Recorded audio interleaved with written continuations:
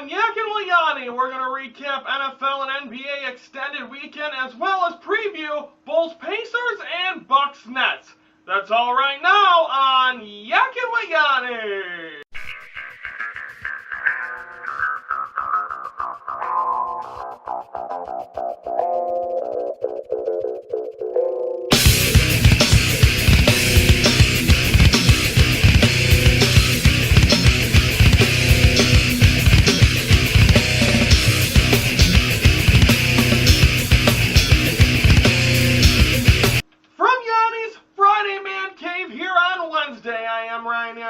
Welcome to this December the 26th edition of Yackin Wit Yoni. Hope everyone had a great Christmas Eve, great Christmas. No, I did.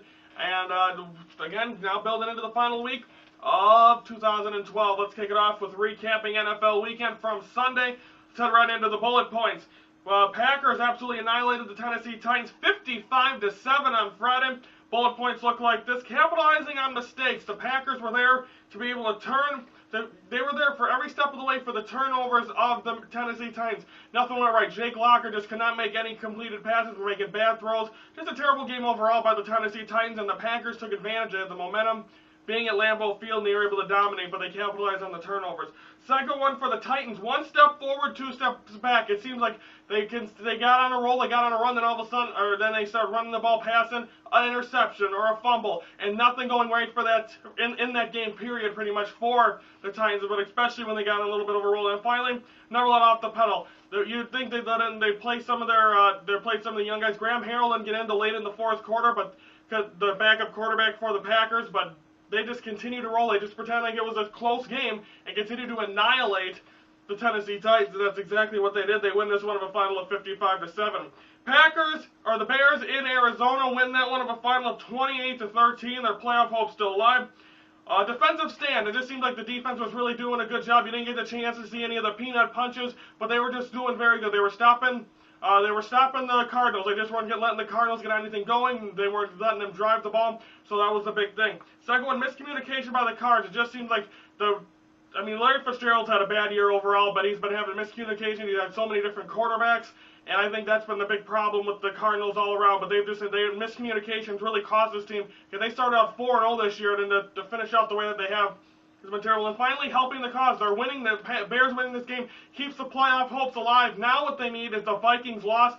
The Vikings are playing the Packers Sunday in Minneapolis. Therefore, the Bear fans and the Bears have to root for the Packers to win. The Packers, you'd think they'd give up because they have nothing else to go for. The Packers win will get them second seed and a first-round bye in the playoffs, a win on Sunday. That is going to be big, and that is going to be an exciting game. Two exciting games to watch. So the Bears need to root for the Packers on Sunday. Should be interesting.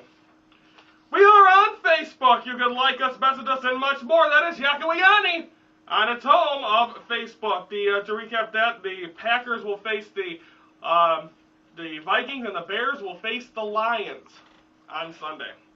Now let's recap a long NBA weekend, and here we go. First on Friday, Bulls win 110-106 over the Knicks. What a game. First one, big lead early. The Bulls, just seems like all the shots that were falling in for them, they were doing a great job in that. Just really getting the momentum going, and I think Carmelo Anthony but the thing is, you were seeing everyone nail their shot, from Marco Bellinelli to Luol Deng, Joakim Noah, they're all doing it. Second one, three-point fever. The Bulls were nailing from beyond the arc. Like I said, Marco Bellinelli, Nate Robinson, the former Knick, getting involved. He did a great job, and as well as Luol Deng. So a great job overall. And then finally, technicals, fights, ejections. Oh my! There was a lot of technicals. The referees lost control of this game early. They tried to get it up late in that game. They could not get anything going, and they couldn't really do that. So therefore, they were giving up tees. Melo got teed out. Tyson Chandler, Noah got ejected. Both are the head coach. Mike Woodson got ejected. So, there was a little scuffle between Chandler and Noah, no fights, but again, there was a lot of people ejected. It was a game where they were just trying, and again, it was only a 4-point game when you look at it, and so a tough game for the Knicks, but don't forget, the Bulls made up for that in the rest of the weekend, we'll tell you why, but the Bulls win 110-106.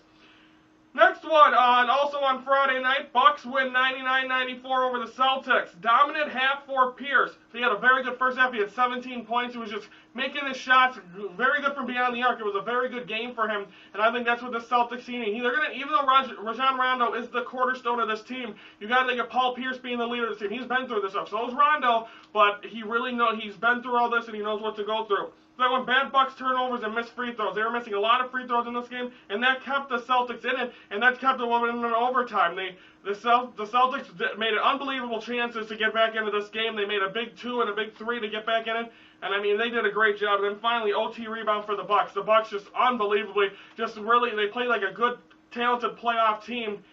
In that game, or in that overtime, they were just able to stop. The Celtics were missing, and they were capitalizing. Great job by the Bucks. They looked like a playoff contender on Friday night. 99-94, they beat the Celtics. On the Saturday, Hawks dominate the Bulls with 92-75. First off, slow start for both teams. It was I mean, the Bulls have had a couple of these games recently. They just are not playing well, and the shots aren't going in. But it was a very ugly game for both teams. They were both missing shots. They played the night before. Bulls had to go from New York to Atlanta, which exactly ain't the closest flight, but, I mean, both teams are really struggling early on. Second one, different brand of hot sauce. They're getting a chance to face Kyle Korver again, and Korver dominated. He made some key shots late in the game, and it just seemed like he was showing, hey, you know what? This is, I might be facing you, you're my former team, it doesn't matter to me. I'm going to dominate, I'm going to show, but even though he's a great guy, he was a great guy, helped the Bulls out a lot last year. It seemed like every time he shot the ball, I'm talking about Kyle Korver, he was able to go in, and a great job by him. And then finally, Teague-off. Both brothers, Jeff Teague, who's a guard for the Hawks, and then the rookie Marcus Teague for the Bulls, got a chance to face each other late in the game when it was long but over. So, I mean, that was the one bright spot for the Bulls in that game, which there wasn't many. Then finally, Cavs beat the Bucks 94-82. Irving and Tristan Thompson combo, they were doing very good between Kyrie Irving being able to, and Tristan Thompson to write down, but it seems like both of them guys were making shots early at the Bradley Center, nailing their baskets, and Kyrie Irving is the cornerstone and the leader of this team, and I think whatever he does as well, this team's going to reflect. I don't think they're a playoff team yet, but he did very well. AC on over the Bulls court. I was watching on the Nets, or the Cavs channel, because the Bucks, it was not on television. But it seems like there was a lot of shots where they were just airballing.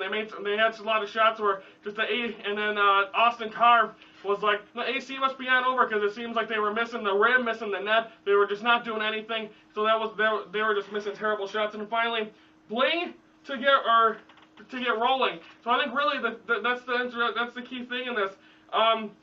Big Two can't get rolling is what I'm talking about. Miscue.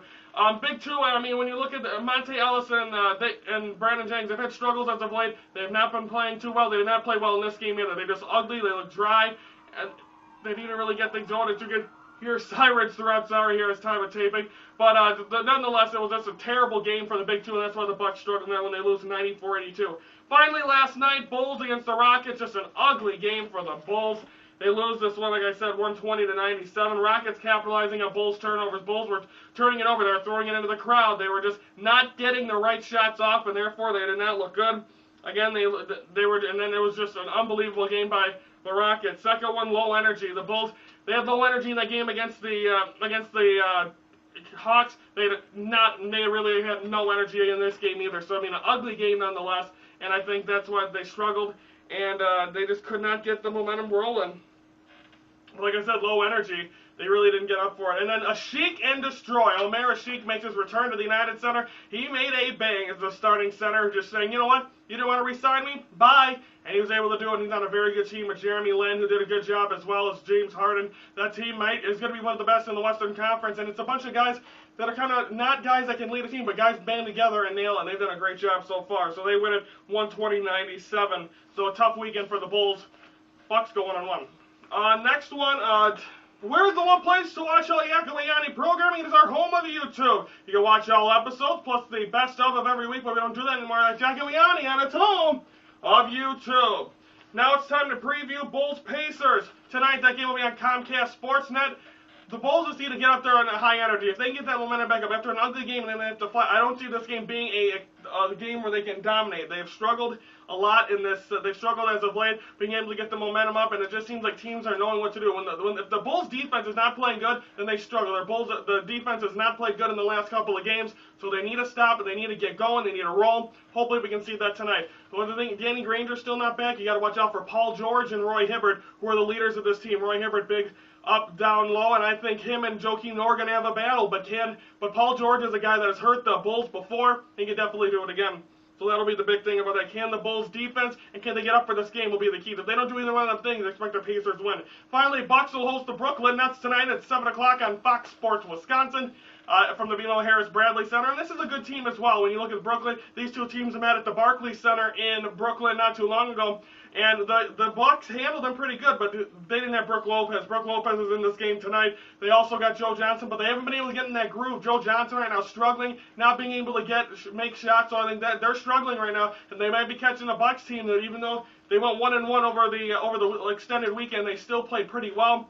So I think we'll see how they go. But I think the Nets need to start making shots. Can they do it against the Bucks? We'll have to find out in that. And again, Bulls Pacers, 6 o'clock Comcast Sportsnet, Bucks Nets, 7 o'clock on Fox Sports Wisconsin. Let's see, what promo do we have now? Yackin Wit Yoni's on top of it when it comes to social media, and that includes Twitter, where you can get active with the show, so don't forget to follow Yackin Wit Yoni on Twitter. I'll be posting a lot more now because I got it uploaded on my phone, so bing, bang, boom, pictures and everything. I put a couple pictures of Bubba over the weekend. No Katie's Corner this week or next week because it's short weekends. I gave her 2 weeks of vacation. She'll be back on the January 7th episode of Yackin Wit Yoni, so I'm sorry for the people that ain't going to get a chance. We're excited to see her. She will not be back until January 7th, so Katie, honey, enjoy your vacation. Preview, or now it's time for predictions. Went 5 and 6 over the weekend.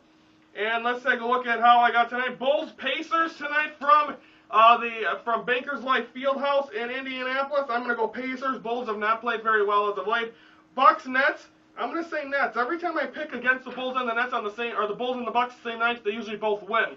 So we'll see how that goes, and I'll start a hoping new streak. Preview for tomorrow. We're going to recap Bulls Pacers and Bucks Nets, as well as a lot of little things going on tomorrow. We'll have Cage Talk, Thinking Chair, and True or False. So that is all tomorrow on Yackin Wit Yoni. Again, Storytime with Honey will not be back either. All of them will be back when Yackin Wit Yoni's back on its full week schedule. So that is to wrap it up here for this December the 26th edition of Yackin Wit Yoni. I am Ryan Yanishada saying this is and forever will be one guy, one show, Nuff said.